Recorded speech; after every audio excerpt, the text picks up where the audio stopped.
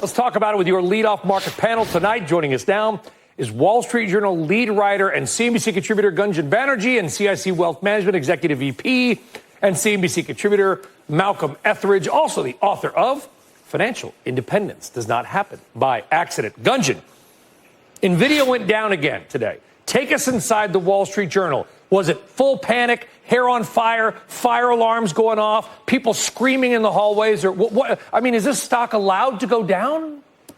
I've got to say, Brian, it was not all doom and gloom inside the Wall Street Journal. And it's funny, I was at a dinner party last week, and the number of friends, family members, downright strangers who brought up NVIDIA, their portfolio, what a big position they had, should they buy more? I think that was a sign that things were getting really, really frothy out there. So I think this kind of technical correction makes sense right now. And what we're seeing is that the market doesn't necessarily follow NVIDIA. At least that wasn't the case today. Well, I'm going to go to Malcolm. But first off, remind yourself, Gunjan, that you got to reconvene that exact dinner party in a couple of weeks and be like, you guys called the top. Malcolm Ethridge. I mean, I'm sure your clients are calling you as well. NVIDIA. And by the way, so people understand the context of what's happened. And this comes from Deutsche Bank, okay? We have NVIDIA gained more, Malcolm, in value in a year than Warren Buffett's Berkshire Hathaway gained over its entire existence. 1 year. Are you surprised by NVIDIA's tiny little reversal? I am and I'm not. I think, for one thing, this is why we as wealth managers and financial professionals in general in this space are constantly reminding clients that nobody ever went broke taking a profit, right? It's so that in moments like these where the market goes against us, if you have been in the process of converting some of those paper gains into cash all along the way, you probably aren't as affected by this as someone who maybe bought the dip or bought right after the stock split, thinking that they were outsmarting everybody else. But to your point, I think that it's really important in context to understand what size this position should represent in your portfolio. It's obviously gotten too far over its skis inside of the S&P 500 specifically. And I guarantee you in a lot of home gamers portfolios right now, NVIDIA represents way too large a position. And so you probably do have quite a few people hitting the panic button and on edge right now, wondering whether they should be selling. Yeah, Malcolm, I'll go back to you on that, because what is your recommendation then? If you've owned it for a while, you've made a fortune, buy yourself a solid gold yacht or a helicopter or whatever you want. I mean, no stock can or will go up forever. I mean, over time it might, but you know what I mean? Not every single day for years on end. It just cannot happen. And it's not healthy if it did, I don't think.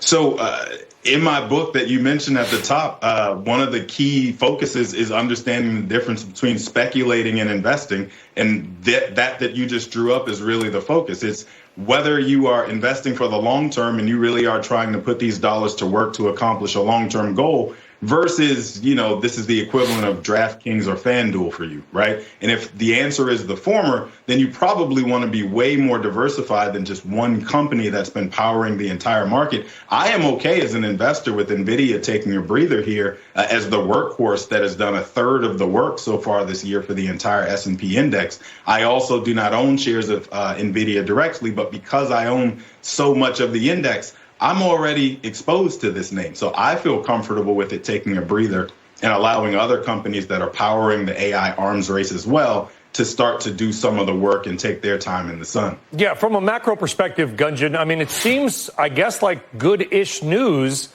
that even though NVIDIA went down, the S&P 500 really, I mean, the NASDAQ has a little bit, but the S&P 500 has not. I guess we got to take a little solace in that. Look, Brian, today we saw the energy sector record its best day of the year, up 2.5%. The Russell 2000, that's the most sensitive to the economy. That was up, even while the broader NASDAQ was down. We saw 9 out of 11 of the S&P 500 sectors notch gains. This was a very, tech-focused decline, and it is good news for the rest of the market that we saw these other corners of the market kind of hold their own today. And I think it'll be really interesting to see how that shakes out in trading tomorrow, the rest of the week, when we get, inflation data, more jobs numbers. Yes, every day it's something, and that's why we're here, and that's why you're there, guys. We appreciate your views. Gunjan Banerjee, Malcolm Ethridge, thank you. And by the way, just watch energy, folks. You know what it takes a lot of to make data centers run? Energy. And as energy goes up, costs go up, and maybe NVIDIA goes down. I know somebody that likes to talk about energy.